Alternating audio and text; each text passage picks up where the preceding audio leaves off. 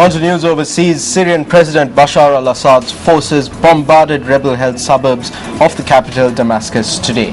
Now, this is the very same area where opposition forces accused the army of gassing hundreds of people in a chemical weapons attack only yesterday. That's right, Shanali. News First Alexander Holmes, of course, who has been following this story very closely, filed this report. The besieged rebel-held Damascus suburb known as Ghouta suffered further attacks this morning as government forces intensify pressure on rebel strongholds. The area is inhabited mostly by members of Syria's Sunni Muslim majority, who have been at the forefront of the uprising against Assad's Alawite rule. Yesterday's death toll has been estimated between 500 and 1,300, which would make it the world's most lethal chemical weapons attack since the 1980s, and has prompted an emergency meeting of the UN Security Council in New York. The Deputy Secretary General of the United Nations issued the following statement. As you have seen from the statement of the Secretary General earlier today, he was deeply disturbed, in fact shocked, by these allegations, and of course we see the need to investigate this as soon as possible.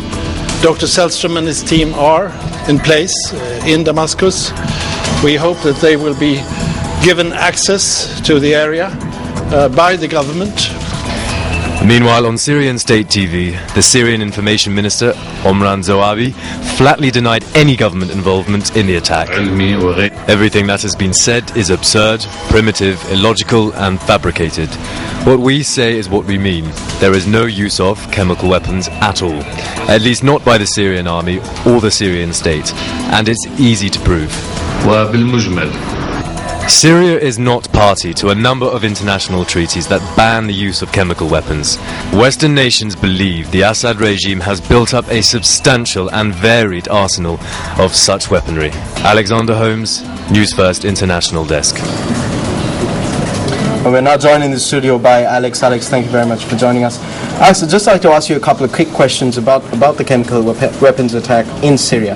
What do we really know about the Assad regime's chemical weapons capabilities? Well, the international community were in no doubt, even before they admitted to having chemical weapons, that they were in possession of them. But there is no real reliable evidence of how they've obtained them or how they've developed them. They haven't signed the Chemical Weapons Convention nor ratified a Biological and Toxic Weapons Convention. So there's no formal declaration of stockpiles. But we do know that they have large quantities of mustard gas and sarin. It's highly suspected. And the CIA believe that they are even attempting to make an even more toxic substance, such as VX gas. Now, Turkish, Arab and Western intelligence believe the stockpile to be around 1,000 tons in around 50 cities within Syria. But it is the sophistication with which they can deliver these gases that it's got the communities worried around the world. They can use aerial bombs, artillery shells, or even rockets and ballistic missiles. Alex, there's just another question before I let you go. This is not the first chemical weapons attack that we have seen in Syria. There have been several in the recent past. Could you give us a recap of a few of those? Yes. There's 5 areas that have an attack alleged. The UN will be inspecting 3 as we speak. 2 we don't know, but 1 we do. And that was the first attack on the 19th of March 2013 in an area of Aleppo which the government claimed the rebels launched. They said that terrorists fired rockets containing chemical materials, and they published photos of certain victims with no sign of exposure to any sort of substances.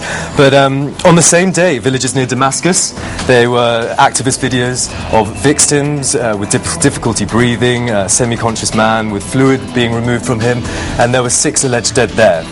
Now, the third attack happened 5 days later in the same village near Damascus. Rebel TV channels showed footage of people with symptoms and doctors' interviews. And then the fourth one happened in a neighborhood near Aleppo. The journalist Anthony Lloyd of The Times actually confirmed 3 dead there, and footage later surfaced of people frothing at the mouth and twitching. And the 5th one, just before Wednesday, the final one, was in a town called Sarok, and that also had activist footage that was seen by the BBC, but of course you can't really verify any of these footages. Now, obviously, Wednesday was by far the worst in case of numbers. UK Foreign Secretary William Hague said that if it is confirmed, it would be a shocking escalation in the use of chemical weapons in Syria. But the French Foreign Minister, Laurent Fabius, went even further.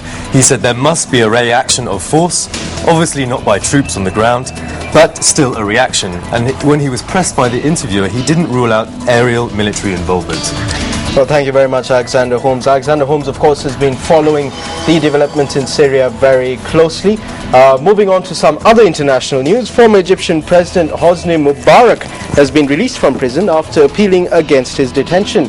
Now, he was flown out by helicopter from Tora prison in Cairo, but is now expected to be put under house arrest. News First, Saskia Valanda filed this report. Convening at Cairo jail where Mubarak is held, the court ordered the release of the military man who ruled Egypt for 30 years until he was overthrown during the uprisings that swept the Arab world in early 2011. 85-year-old Mubarak was convicted last year of involvement in the murder of protesters during the uprising and sentenced to life in prison. However, he was granted a retrial earlier this year. The court ordered Mubarak's release because he has served the maximum pre-trial detention of 2 years. His next hearing is scheduled for August 25th. The court ruling removed the last legal ground of his imprisonment in connection with the corruption case. Mubarak will not be allowed to leave Egypt and his assets remain frozen. According to state-run media, Egypt's interim military government extended its crackdown on the Muslim Brotherhood by arresting the group's spokesman, Ahmed Arif. Earlier this week, the military arrested Mohamed Badi, the group's spiritual leader, Safwat Hegazi, a preacher and activist, and Murad Ali, a media advisor to the Muslim Brotherhood's political party. It is clear that the Muslim Brotherhood are the third party. They are the ones who kill.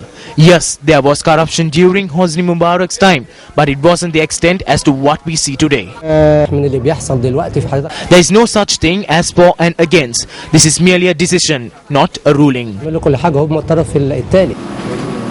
Also in international news, Shanali, in a CNN interview, Facebook founder and CEO Mark Zuckerberg spoke about the importance of Internet.org, his new global collaborative initiative, and how it is addressing one of the biggest problems of his generation. Yes, Nadim. Now, the entrepreneurial mogul announced the launch of a partnership aimed at extending internet access to 5 billion people in the next 10 years. Getting access to the internet is a really big deal. I think we're going to be able to do it. You know, we have a plan, a rough plan for what we think we're going to need to do to pull it off. And of course, the plan will evolve over time and we'll get better ideas. But, you know, if you look at the trends, I mean, data is becoming more available to people, right? Apps are getting more efficient to run. There are new business models to help more people get online. And we just believe that everyone deserves to be connected and on the internet. So we are putting a lot of energy towards this.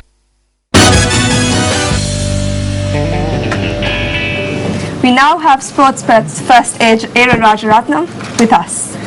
Yes, Aaron. Now, I'd like to start off. There's been a lot of activity in the world of sports. The National Tennis Championships, Aaron. What have you got for us on that front?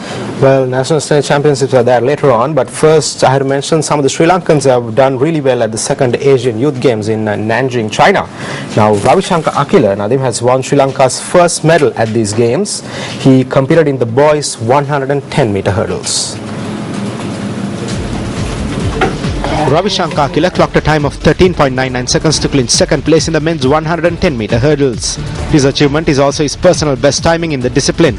Japan's Furuya Takumu won gold in the event, while Cheng Weihung of Chinese Taipei claimed bronze. Meanwhile, Anuradha Vidushankar won bronze for Sri Lanka in the boys' 400-meter hurdles today. He clocked a personal best of 54.05 seconds in the event. Also, Dilhani Fernando won bronze for Sri Lanka in the girls' 800 meters today, clocking a time of 2 minutes 15.72 seconds. Sri Lanka have now claimed 5 medals in the second Asian Youth Games and are currently placed 21st among the participating nations. Also, on the tennis front, we have some cricket news before that. Nadim, now Afghanistan had beaten the Indian under-23 team by 28 runs in Singapore today in the Asian Emerging Teams Championship organized by the Asian Cricket Council. Now, this tournament, of course, features test-playing nations from Asia, their under-23 teams, and some other associated nations featuring their national senior teams. Now, the Indian under-23 team lost to Afghanistan today, however, due to their net run rate which they maintained throughout the series. they had somehow earned a spot in the semi-finals. They will meet the UAE senior men's team in their semi-finals, while the Sri Lankan under-23 team will go on to meet Pakistan tomorrow.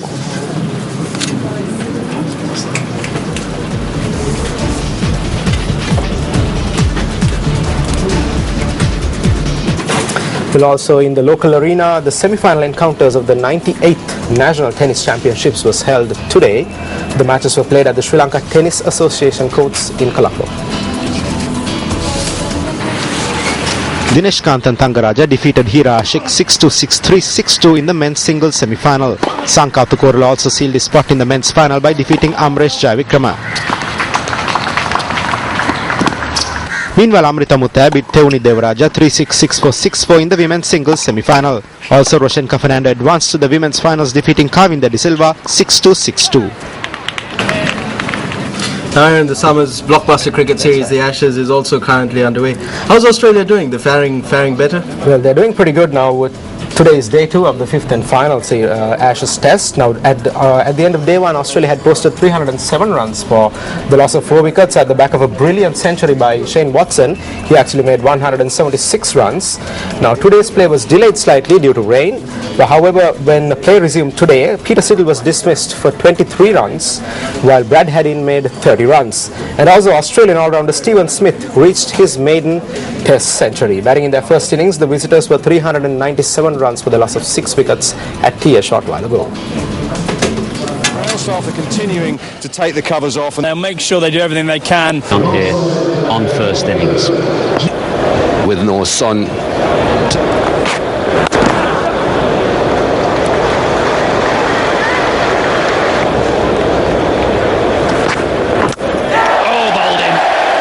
Straight this time, and it swung a little bit as well. Well, and now moving away from cricket, tournament organizers have confirmed that Russian tennis sensation Maria Sharapova has pulled out of the US Open due to a shoulder injury. The 2006 US Open champion Maria Sharapova, who was seeded 3rd for the tournament, is suffering from inflammation in her right shoulder. Sharapova wrote on her Facebook page that withdrawing from the year's final Grand Slam was a really tough decision to make. The 4-times Grand Slam winner dismissed coach Jimmy Connors last week after just one match together when she lost to 20-year-old American Sloane Stephens in the second round of the Western and Southern Open in Cincinnati. Defending champion Serena Williams is the top seed for the US Open ahead of Belarusian Victoria Azarenka and Poland's Agnieszka Radwanska, who now moves up to 3rd.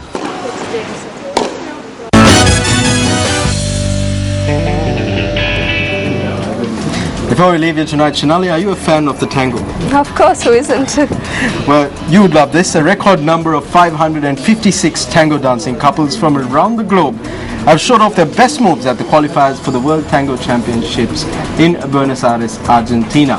Now, we leave you tonight, of course, with this footage, which I'm sure that put a little spring in your step. I'm Nadim Majid. And I'm Shanali De Silva. Good night and good luck.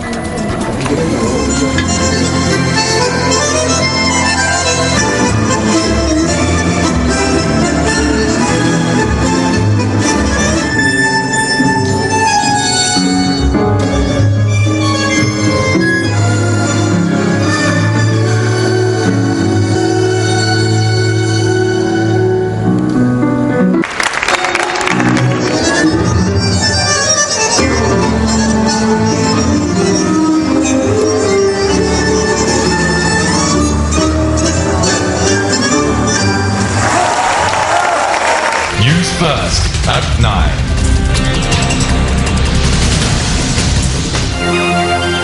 Hotline 0114-896-896. www.newsfirst.lk. Feedback at newsfirst.lk.